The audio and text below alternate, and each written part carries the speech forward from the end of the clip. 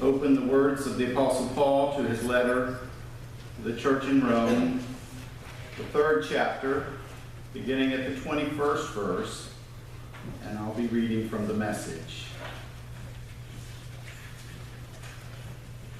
But in our time, something new has been added.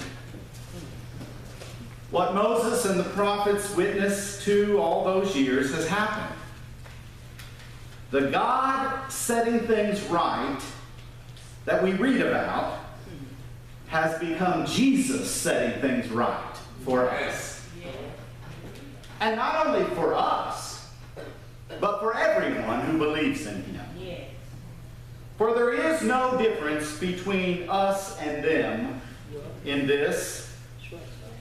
Since we've compiled this long and sorry record as sinners, both us and them, and proved that we are utterly incapable of living the glorious lives God wills for us, God did it for us.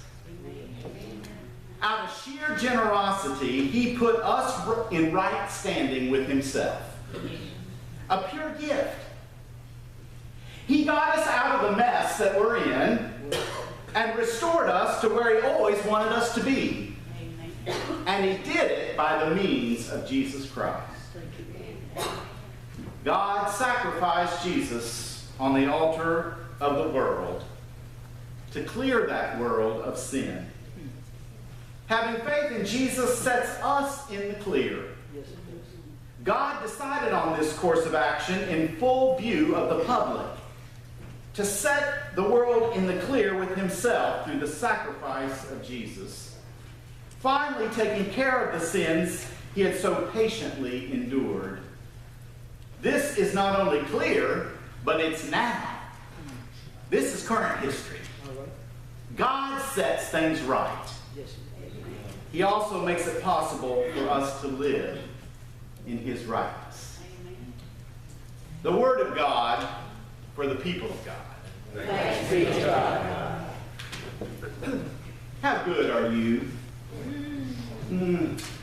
Most of us, we think we're pretty good people, right? Decent folks. We pay our taxes, most of us. We acknowledge we acknowledge what others have good things for us.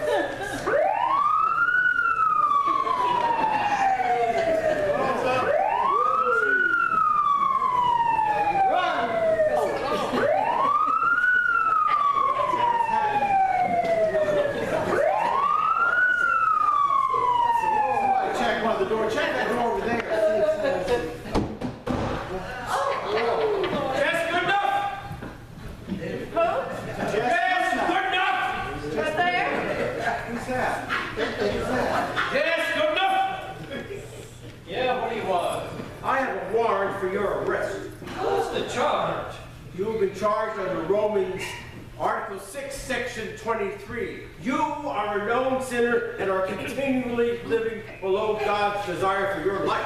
You gotta be kidding. I have the duty to inform you of your rights, Mr. Goodnuff.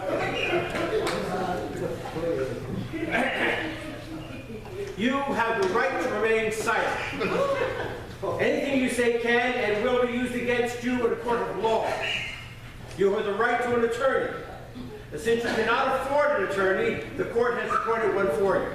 Do you understand these rights, Mr. Goodnuff? Yeah, I understand all that, but I'm no sinner. If it's a sinner you want, arrest Greg Sims back there. I'm no saint, but I'm sure no sinner. Yeah, well, tell it to the judge. Give me your arm. Okay, why don't we sing a song? Sister Myrtle, would you play for us? We're going to sing number 370 in your hymnal. So just take your hymnals out while we take care of some things. Figure out what's going on here. Just number 370.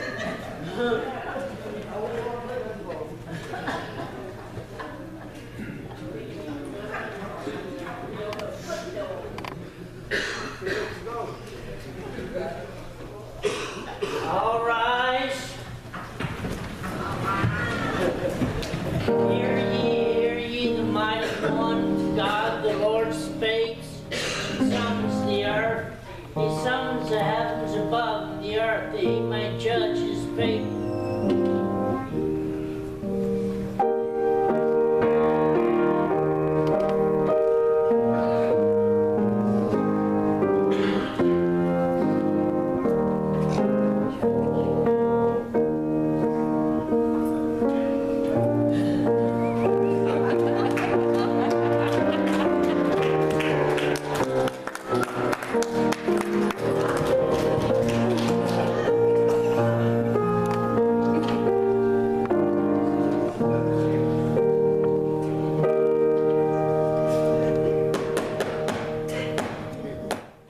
You may be seated.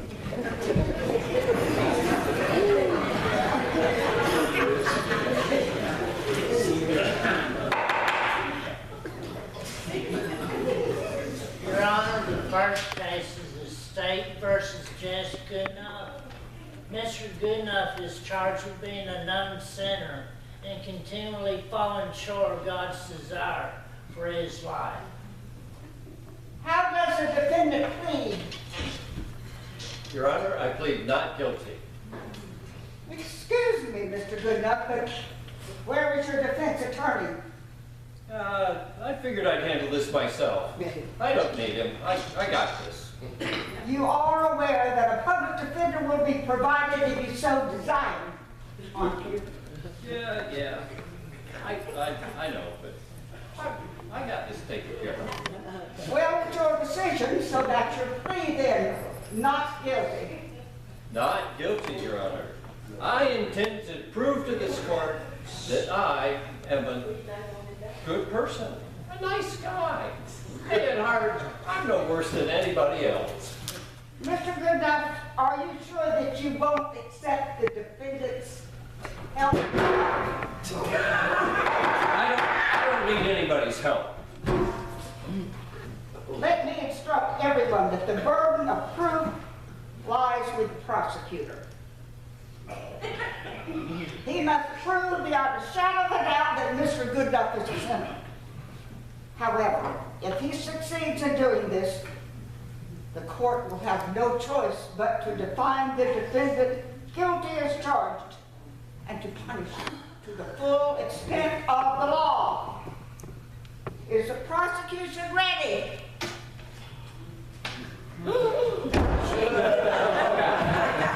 Oh, yes! Get my bad side.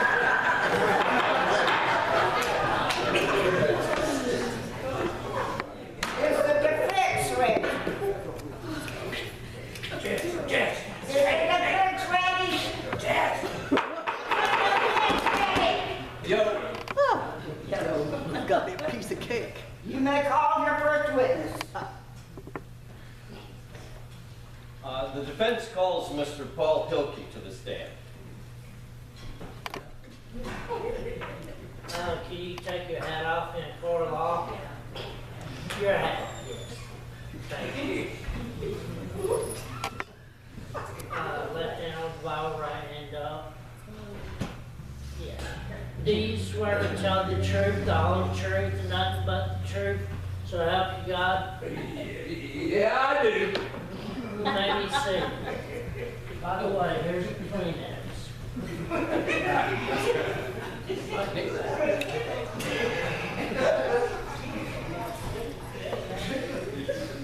So, Paul, tell the court how long you've worked with me. About 10 years. And in that time, you've seen the quality of work that I do? Yeah, I've seen your work, yeah. And wouldn't you tell the court that I'm one of the most conscientious workers you've ever worked with? And that I only do top quality work? Yeah, right. Yeah, always does good work. You know, there's this one time he got really mad at the foreman because he asked us to do some overtime. Just kept the toolbox. He threw a hammer,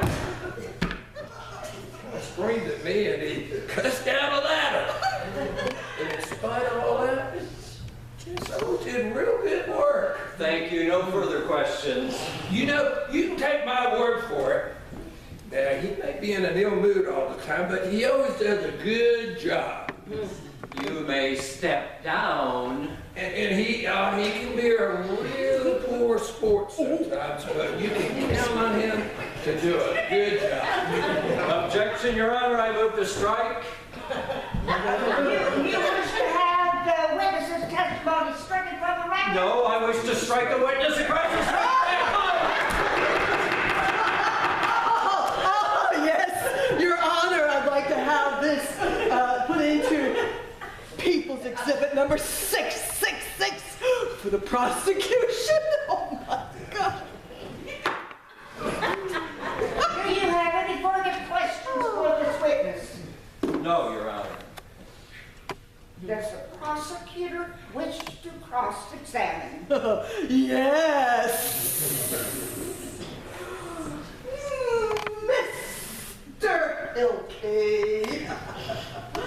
Now, let me clarify one little point in your testimony. Are you telling us that Jess Goodnuff is basically a good guy? Yeah. That he's essentially a nice person? Right. Oh, well, at heart, he's no different than anybody else. That's it. Right here.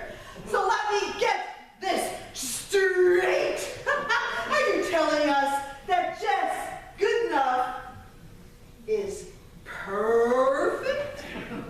No, he's not perfect. Of course not, but who is? Exactly! No further questions? The witness may step down. Mr. Goodnuff. Mr. Goodnuff. Mr. Goodnuff. You may call the next witness. The defense calls Mrs. Amy Goodnuff to the stand. Oh.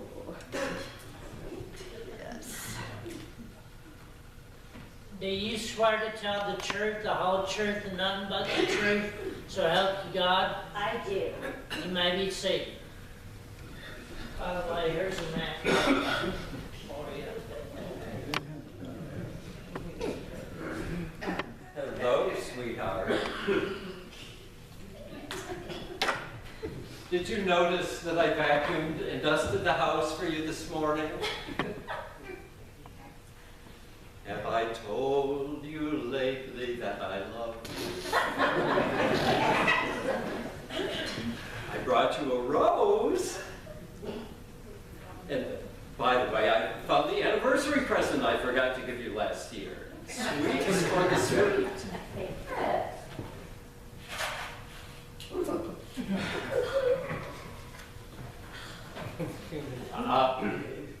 Mrs. Goodnuff. Amy. Honey. How long have we been married? 10 long, And wonderful. whatever.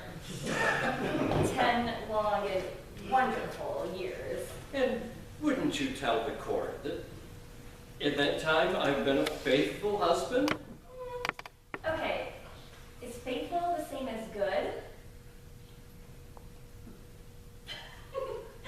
Okay, yes, Jess has been a faithful husband. Thank you. No further questions, Your Honor. Miss Prosecutor, do you wish to cross-examine the witness? Yes.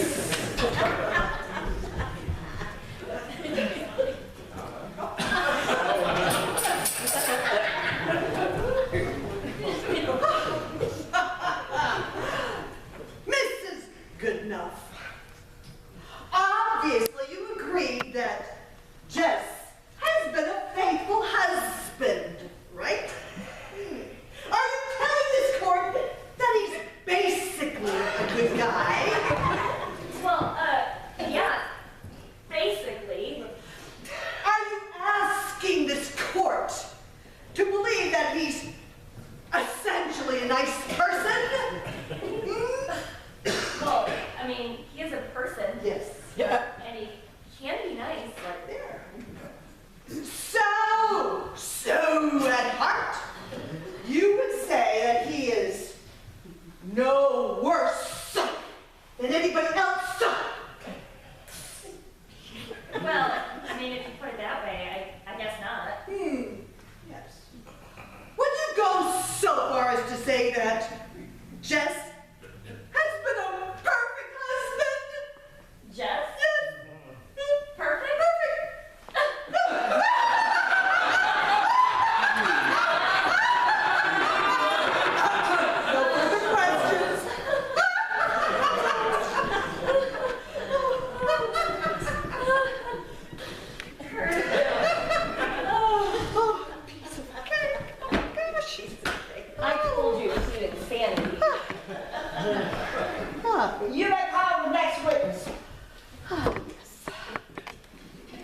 defense called